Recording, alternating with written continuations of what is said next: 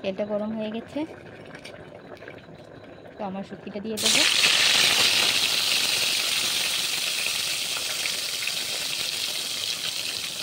হালকা নাড়াচাড়া করে নিচ্ছি।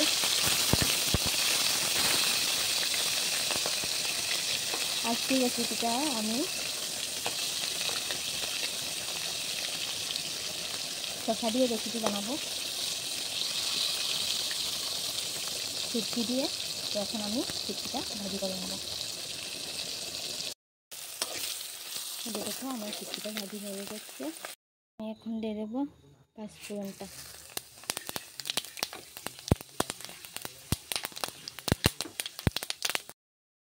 শসা দিয়ে দিচ্ছিলাম, দিয়ে দিয়েছি। শসাটা দিয়ে দিয়েছি। আগে প্রথমে আমি শসাটাকে সিদ্ধ করে নিয়েছি।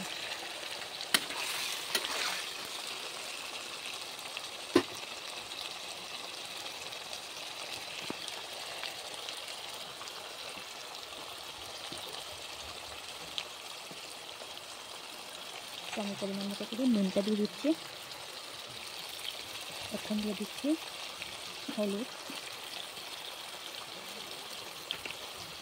দিয়ে দিচ্ছি জিরা মরিচ,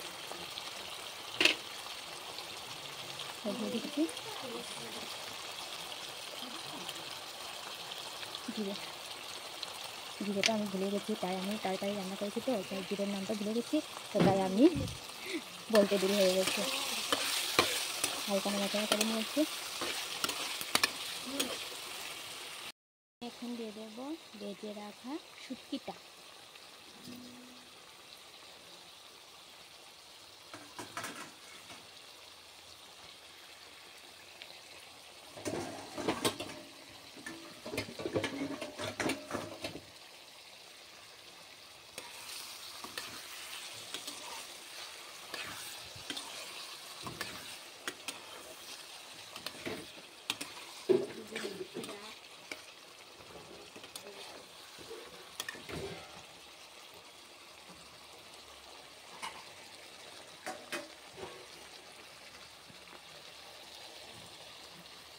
একটু হালকা ফুটিয়ে নেব, মাখা মাখা করে বানাবো।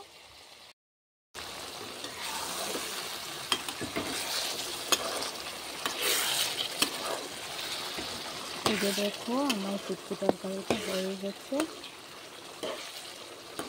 শুটকি আর শসা দিয়ে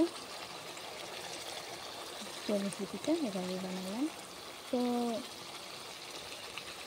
বন্ধুরা, তোমরা এভাবে কে কে এভাবে রান্না করে এভাবে তরকারিটা খাও, এভাবে রেসিপি বানিয়ে। তো এই যে দেখো আমার শসা আর শুটকি দিয়ে তরকারিটা হয়ে গেছে। একটু মাখা মাখা করে রান্না করেছি, তরকারিটা বানিয়েছি।